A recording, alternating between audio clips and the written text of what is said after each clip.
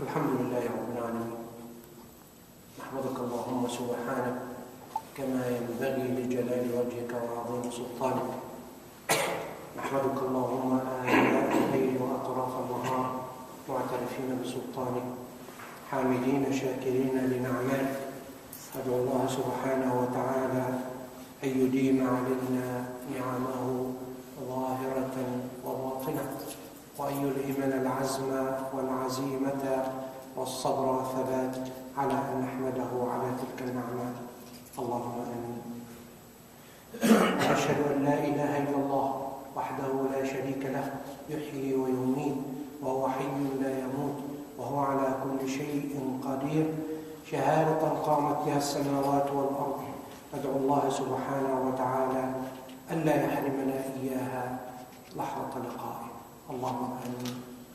وأشهد أن محمدًا عبده ورسوله وصفيه من خلقه وحبيبه، أدى الأمانة وبلغ الرسالة ونصح الأمة وكشف الغمة، وتركنا على المحجة البيضاء ليلها كنهارها لا يزيغ عنها إلا هالك. اللهم اجزه عنا خير ما تجزي به مرسلا ونبيا. اللهم شفعه فينا شفاعة لا نعذب بعدها أبدا. اللهم اسقنا من حوضك شربة لا نظمأ بعدها أبدا. اللهم آمين. محمد صلى الله عليه وسلم طب القلوب ودواؤها، وعافية الأبدان وشفاؤها، ونور الأبصار وضياؤها. صلى عليك الله يا علم الهدى، ما هبت النسائم وما لاحت على الأيك الحمائم. My dear respected brothers and sisters in Islam,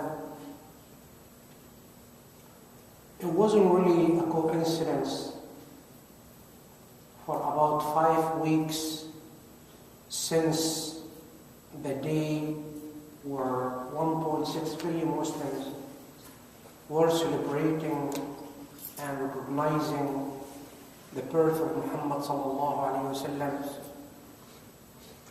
to shed some lights and some understanding and to discuss the life of him sallallahu alaihi wasallam, his biography, his seerah.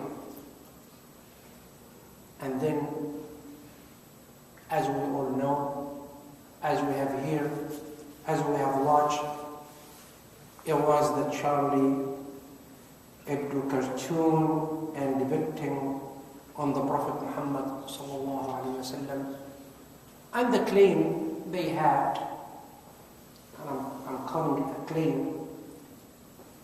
the freedom of speech and freedom of press and freedom of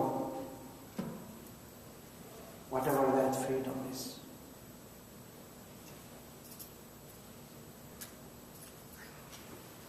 And of course, again coming back to Islamophobia and how Muslims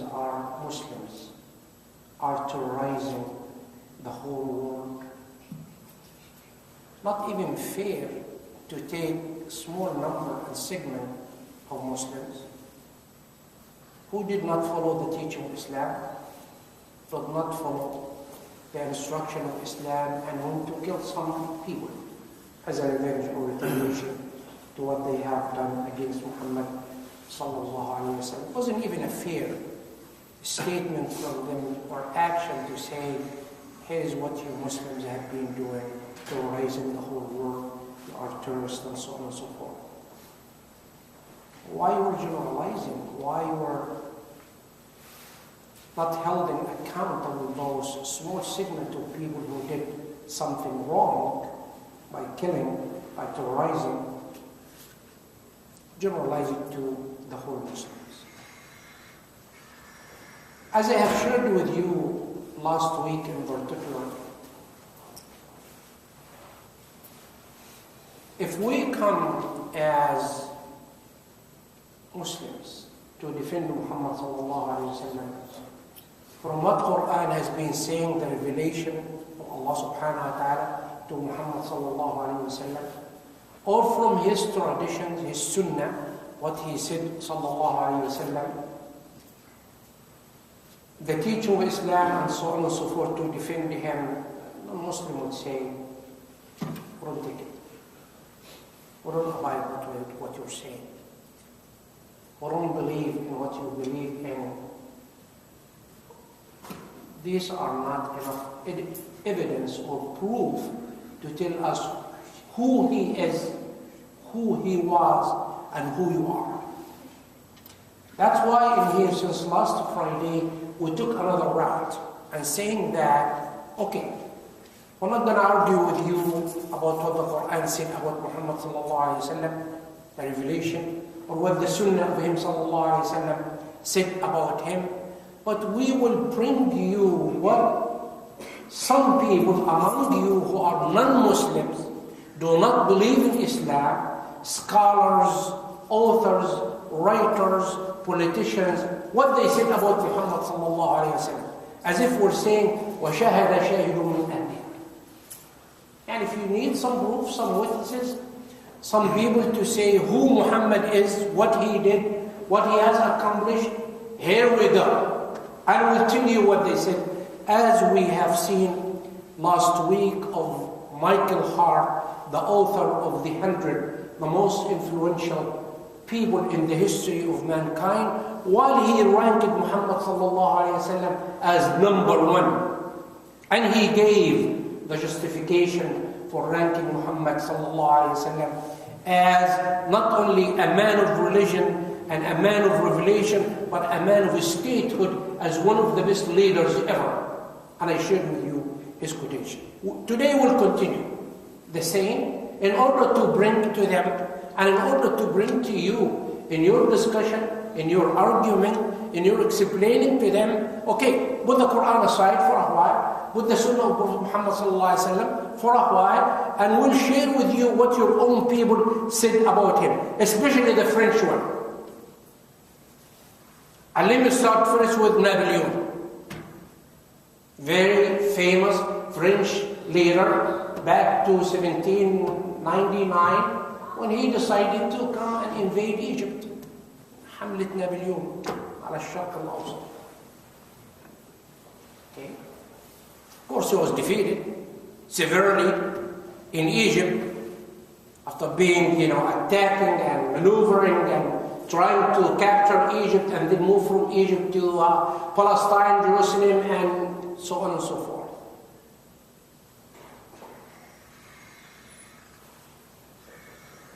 He was quoted in Christian sheer files in Paris, France, back to 1914, and I quote, and listen carefully to what he said, Napoleon Bonaparte. I hope the time is not far off when I shall be able to unite all the wise and educated men of all the countries and establish a uniform nation based on the principles of Quran. Based on the principles of Quran. That's what Napoleon is saying. Which alone are true and which alone can lead men to happiness.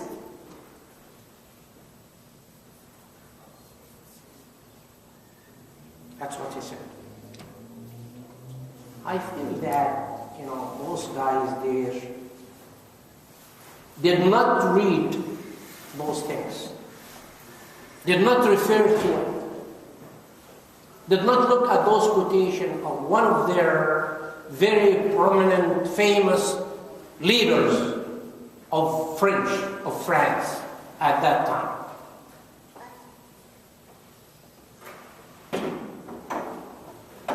And it seems to me that also they did not read their history really well.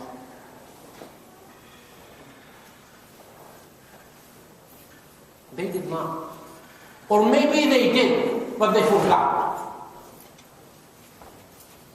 Or maybe they did not forget, but they are manipulating the facts and the truth and telling a big lie. A big lie. Did they forget what they have done, the French? in North Africa, in Morocco, in Algeria, in Tunisia, in Lebanon, in Syria, in Somalia. How many people they have killed? Literally, at least 2 million Muslims they have killed in their invasion and occupation to those Arab and Muslim lands. But they do not read this. They do not recognize it. They do not even think about it.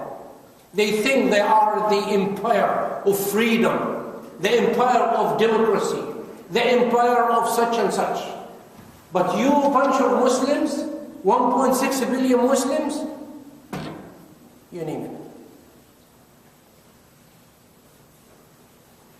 Easily for a lot of people, tyrants and oppressors, not even to read the history, and even if they do, they forget it, and even if they recognize it, they will never admit the facts, subhanAllah. Go see your past, what you have done. And even till today in Africa, what they have been doing, the French. Go visit those African countries and see how much they have, how many they have been killing, and how much of resources of those wonderful and great countries they are having. And by the way, it wasn't only against Muslims, as I mentioned last week, but even against the Catholics in France. They don't like to see any churches around. They never like to see any synagogues for Jewish people around. They never like to see any mosque, or they get so agitated and paranoid just to see a sister wearing her hijab. That's why, no. Take it off if you're coming to our schools. Take it off if you're coming to our colleges. Take it off if you're coming to our universities. Take it off if you're working in a French restaurant or French job or whatever there. Freedom. The freedom only applies to them, but not to apply to anyone else. Double standard.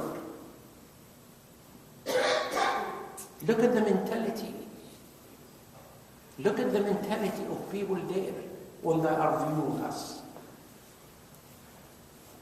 You'd like to hear another quotation from another very famous writer there, Lamartine, French also. This goes back to 1854, also in Paris, also in France. I hope they are aware of the literature of their own people, and they read it and they teach it in their school and colleges and universities in order to be fair, whether they agree with him or not, but at least to be aware. No, we're not quoting from the Quran, we're not quoting from the Sunnah. It is your own people, what they said about Muhammad sallallahu alaihi wasallam. That's what he said. Of greatness of purpose, smallness of means, and astounding results are three criteria of human genius. Who could dare to compare any great man in modern history with Muhammad? Who would dare to compare in the modern history Muhammad with any other leaders? Lamartine. Yani no comparison. No comparison. No comparison whatsoever. The most famous men created arms, laws, empires only. The most famous men created arms, laws, and empires only. They founded, if anything at all, no more than material powers, which often crumble away before their eyes. This man, Muhammad, moved not only armies, legislators, empires, people, and dynasties, but millions of men in 1/3 of them inhabited world And more than that, he moved the altars, the gods, the religions, the ideas, the beliefs, and souls. The forbearance in victory.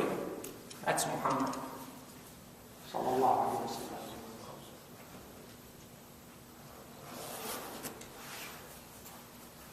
His ambition, which was entirely devoted to one idea, and in no manner striving for an empire, his endless prayers, his mystic conversation with God, his death and his triumph after death, all these attest not to an imposture, but to a firm conviction which gave him, Muhammad, the power to restore a dogma.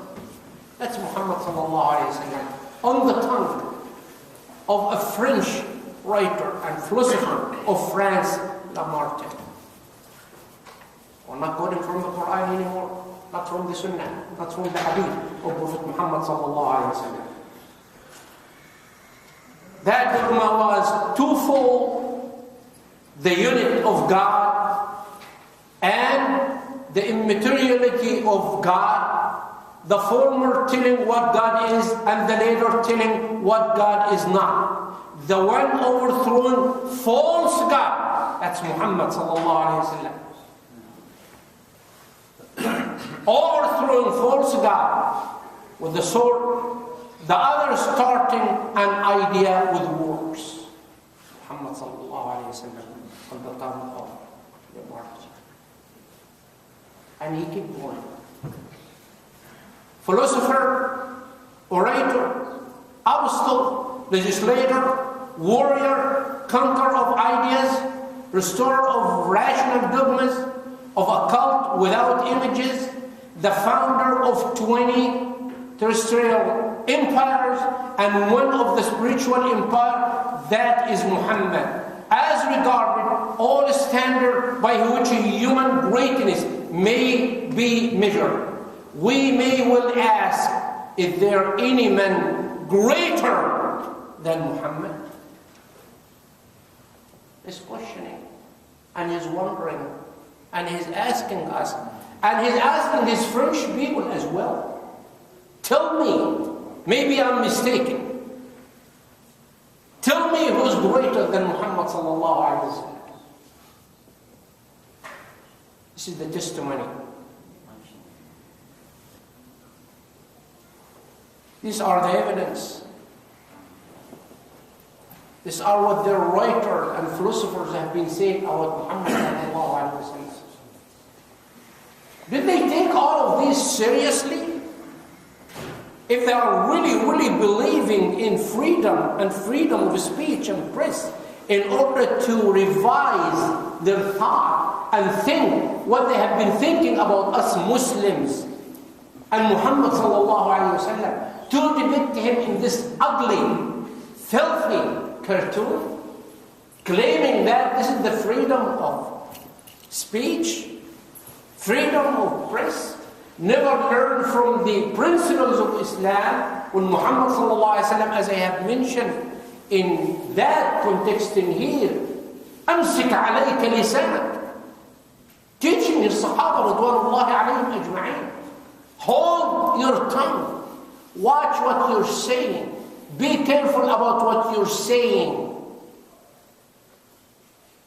Isn't he talking about the freedom of speech and freedom of press now? That's why the Sahaba were questioning him, not to object to what he's saying, but they ask for some more clarification. أو نحن مؤاخذون بما نتفوه به أو بما نتكلم به يا رسول الله. Are we held accountable for what we have been uttering, what we have been saying, O the Messenger of Allah? This is the first time they heard from him sallallahu alayhi wa sallam, أمسك عليك لسانك. What was his answer sallallahu alayhi wa sallam? وهل يكب الناس على وجوههم أو على مناخرهم يوم القيامة إلا حصائد ألسنتهم. What would drag people in the day of judgment in hellfire in their noses and their face. What? It is what they have uttered, what they have said in this dunya. Watch what you're saying. Watch what you're uttering. Watch your speech. Watch how you communicate with people. You would be held accountable. You are responsible for what you have been saying, what you have been drawing, what you have been expressing. 1400 years ago, Muhammad sallallahu alaihi wasallam is teaching us the principles of the freedom of speech, the freedom of press. And now they are telling us, no, it is okay to have that cartoon to depict Muhammad sallallahu alaihi wasallam in that very nasty, very ugly way. Subhanallah Rabbil Alameen. They are twisting the facts. Double standard. But it is mainly Muslims and Islam have to be attacked. Muslims and Islam have to be denigrated. Muslims and Islam have to be put down no matter what. This is the way. This is the way they are looking and viewing us, subhanallah Rabbil Alameen.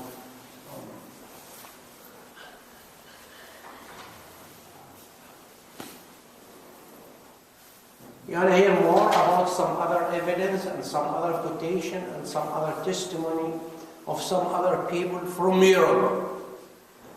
Enough. Napoleon and Lamartine from France. We can move to England, Britain, the empire, الإمبراطورية التي لا تغيب عنها الشمس.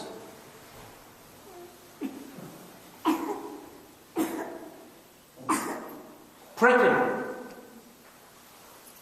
with that slogan and that way of viewing themselves, we can occupy any nation, any land, and no one would dare to question us. No one. But claiming that we are the best ever. We are the masters of the whole world.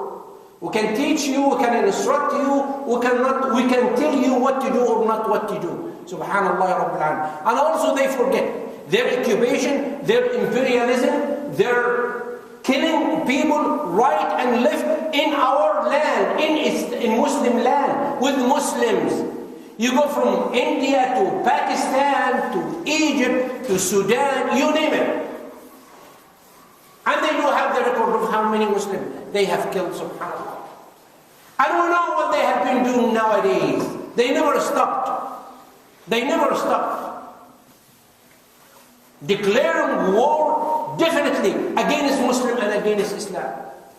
Yet, they will also go in the same way of depicting Muhammad sallallahu alayhi wa sallam as the Danish did in Denmark earlier to 2005. Edward Gibbon and Simon Oakley, History of Saracen Empire, London, back to 1817, page 54. What Edward Gibbon and Simon Oakley said: it is not the propagation, but the permanency of his religion, referring to Muhammad sallallahu alaihi wasallam, that deserves our wonder. That deserves our wonder. The same pure and perfect impression which he engaged at Mecca and Medina is preserved. After the revolutions of 12 centuries by the Indian, the African, and the Turkish, of the Quran, it is Muhammadians. This is the way they put it, not Muslim. It's okay. Have uniformly withstood the temptation of reducing the object of their faith and devotion to a level with the sense and imagination of man. I believe in one God, and Muhammad is the apostle of God. That's the principle Muhammad had. That's the principle we do have. Al-Shahada, Al-Kalima, one God, Allah, وحده لا شريك له, ومحمد صلى الله عليه وسلم, نبيه ورسوله. This is Edward Gibbon said. There, that's the principle they adhere to and they believe in.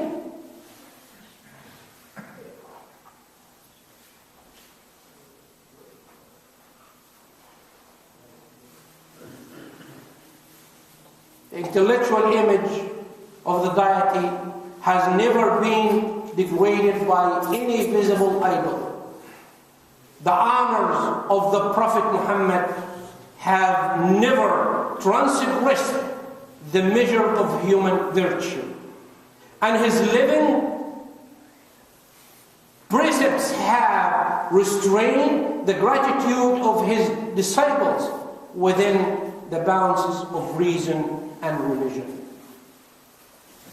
That's the testimony of a British guy. We're not quoting from the Quran, we're not quoting from the Sunnah of Prophet Muhammad sallallahu alaihi wasallam.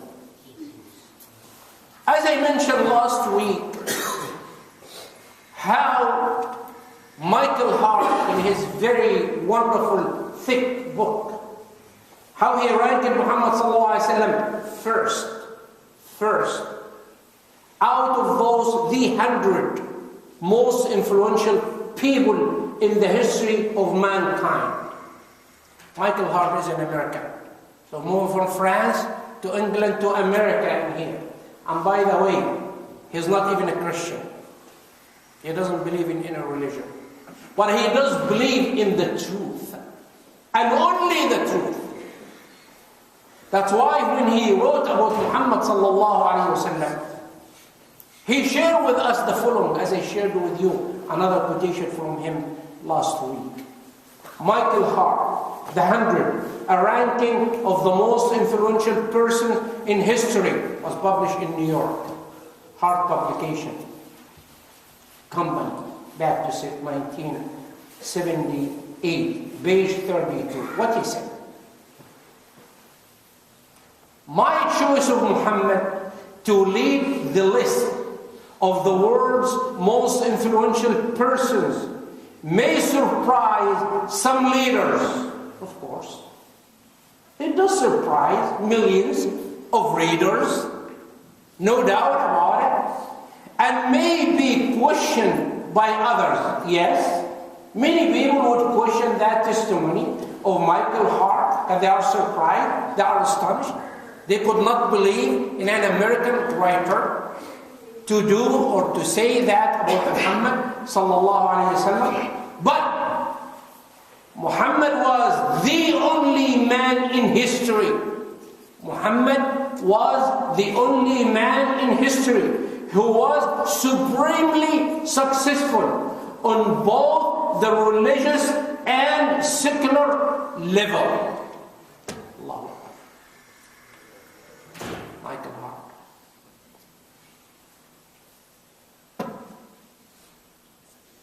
We need more than that. They don't read. If they read, they don't understand. If they understood, they ignore things.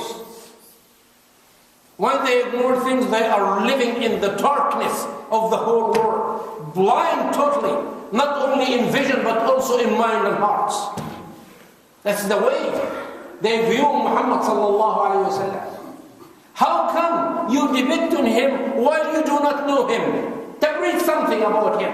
Not necessarily from the Quran, not necessarily from the Sunnah, his tradition sallallahu alayhi wa sallam, but from your own literature, from your own writers, from your own authors, from your own philosophers. What they said about Muhammad. Teach yourself, be fair to yourself, and be fair to him, and be fair to the whole world. If you're honestly enough and you seek in the truth, which would be connected highly with the freedom of speech.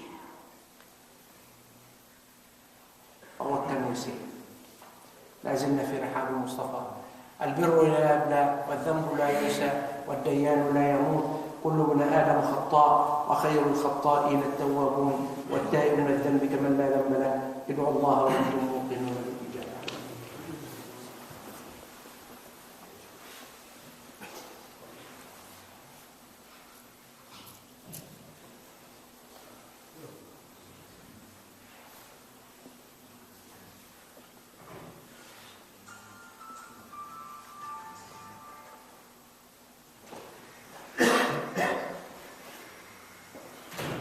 الحمد لله وكفى وسلام على عباده الذين اصطفى الحمد لله وأشهد أن لا إله إلا الله وأصلي وأسلم على رسول الله صلاة وتسليما لقلب الحبيب المصطفى النبي المجتبى صلوات ربي وسلامه عليه وعلى آله وصحبه وتابعيه إلى يوم الدين. My dear respected brothers and sisters in Islam, our dear sons and daughters of the future of Islam, inshallah, Muhammad sallallahu alayhi wa sallam, نبيك ورسولك وحبيبك وشفيعك إن شاء الله في العالمين يوم الدين. Do we need to defend him? Do we need to struggle and strive in our workplace, in our schools, our neighborhood, to teach who Muhammad is? You don't have to say anything. Show it in your behavior. Show it in your relationship with people around you. Let people ask him question. Who is he? Must be someone. Till they realize that you're a Muslim. And you're following the teaching of Allah. And you're following the teaching of Muhammad sallallahu alaihi wasallam. When they come and ask you, why you're working so hard in here? Why you come on time, sometimes before time? Why you leave after time? Why you're so adherent? Why you're so successful? Why you're so sincere in what you're doing? Say one word. I follow the teaching of Allah. I'm a Muslim. I follow the teaching of Muhammad sallallahu alaihi wasallam. That's it. If they ask you who Muhammad is or was, tell them. Tell them. Especially if you carry his name or any derivatives of his name. Oh, are you Muhammad? Yeah, Muhammad. You know that guy, Muhammad? Yeah. Who's he? Why you name after him or Ahmed? Tell them. Tell them. Tell them. Don't shy away. Never. Show the best of the image of Islam ever. Everywhere. And you're driving in your freeway and highway in the street, the manner of a Muslim. Your workplace, your school, your college, your university, your neighborhood, the manner of Islam. This is who I am. Following the teaching of Muhammad sallallahu alayhi wa sallam. The best way ever. The best way ever. Thomas Carlyle, Heroes and Heroes Worship. British one. Another testimony when he said, how one man single-handedly could will warring tribes and Bedouins into a most powerful and civilized nation in less than 2 decades. Should I repeat the same question? Carlyle asked. Tribes, clans are fighting in Arabia. He came sallallahu alayhi wa sallam. He was able to unite them and bring them to the right way and the right path in 2 decades. Muhammad sallallahu alayhi wa sallam. So wallahi, when I look at all of those, I have no name for it, I have no label for it. But I will tell you where it is happening. In Syria, in Iraq, in Palestine, in Lebanon, in Gulf states, in Yemen, in Egypt, in Sudan, in Libya, in Afghanistan, in fact, we know what is going on.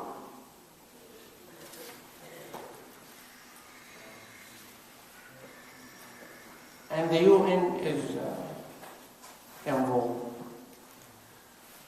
And the collision of whatever the world, whatever those things are involved with too. What did they do so far? The only thing, they are destroying our resources. That's it. That's it. Wallahi. Not following, as I shared with you, what Bernard Shaw said, a British one. If Muhammad is living among us today, he can solve the problems of the whole world while he is drinking a cup of coffee. George Bernard Shaw, the British author and philosopher, while he's drinking a cup of coffee. Muhammad sallallahu alayhi wa sallam. Not for him as a genius, not for him as unusual, no, because of the teaching of Islam. Wallahi, when I watch the news and this envoy of UN going to Yemen, or another one going to Libya, and a third one going to Palestine for so many years, and to Syria, and to Iraq, and ISIS, and so on and so forth, I say, Ya Allah, Ya Allah. Here's what Carlyle said. Listen to what he added to his quotation. The lies, Western slander. That's what he said. Which will, meaning zeal, has happened around this man Muhammad, are disgraceful to ourselves. Only how one man single-handedly could will warring tribes and wandering Bedouins into a most powerful and civilized nation in less than 2 decades. A silent great soul, one of that who cannot but be earnest. He was the candle, the word, the world's maker had ordered. So, this is their testimony about Muhammad sallallahu alaihi wasallam. Just share this with them. Not necessarily a word by word. Just mention the name. Tell them this is what they said. Put the Quran aside. Put the Sunnah of Prophet Muhammad sallallahu alaihi wasallam aside. What about what he did? Don't even read parts of his biography to them. But we have to understand it first, Muslims. We have to adhere by it first. We have to believe in it first. We have to show that love, the absolute love, the endless love, the infinite love to Muhammad sallallahu alaihi wasallam. Believe in his teaching first and follow it. And then share with people whatever you can share. But we have to start from within first. If you declare that, Ashhadu an la ilaha illallah wa anna Muhammadan Rasulullah, follow and abide by that teaching of the Shahada. That's it. And you'll see the whole world are rushing to Islam, to embrace Islam as we have seen. We'll continue, inshallah, Rabbil Alameen. إن الله وملائكته يصلون على النبي يا أيها الذين آمنوا صلوا عليه وسلموا تسليما اللهم صل على محمد وعلى آل محمد كما صليت على إبراهيم وعلى آل إبراهيم وبارك على محمد وعلى آل محمد كما باركت على إبراهيم وعلى آل إبراهيم في العالمين إنك حميد مجيد اللهم اغفر للمؤمنين والمؤمنات والمسلمين والمسلمات الأحياء منهم والأموات إنك سميع قريب مجيب الدعوات يا رب العالمين اللهم انصر الإسلام والمسلمين وأعلِ بفضلك راية الحق والدين انصرنا على عدوك وعدونا يا رب العالمين اللهم انصر من نصر أمة محمد واجعلنا منهم واخذل من خذل أمة محمد ولا تجعلنا منهم اللهم ول أمورنا خيرنا ولا تول أمورنا شررنا ولا تسلط علينا بذنوبنا من لا يخافك ولا يرحمنا اللهم اشف مرضانا وارحم موتانا وفك أسرانا وكن لنا ولا تكن علينا اللهم برحمتك عمنا واكفنا شر ما أهمنا وعلى الإيمان الكامل والكتاب والسنة توفنا وأنت راض عنا اغفر اللهم لنا ولآبائنا ولأمهاتنا ولإخواننا في الله تعالى أحياء وأمواتا ولكل المسلمين أجمعين إليه هذا حلنا لا يخفى عليك وهذا ضعفنا ظاهر بين يديك فعاملنا بالإحسان إذ الفضل منك وإليك واختم لنا بخاتمة السعادة أجمعين عباد الله إن الله يأمركم بثلاث وينهاكم عن ثلاث إن الله يأمركم بالعدل والإحسان وإيتاء ذي القربى وينهى عن الفحشاء والمنكر والبغي يعظكم لعلكم تذكرون اذكروا الله العظيم يذكركم واشكروه يزدكم قوموا إلى صلاتكم يرحمني ويرحمكم الله واستودعكم الله. الله أكبر الله أكبر أشهد أن لا إله إلا الله وأشهد أن محمدا رسول الله حي على الصلاة حي على الفلاح قد قامت الصلاة قد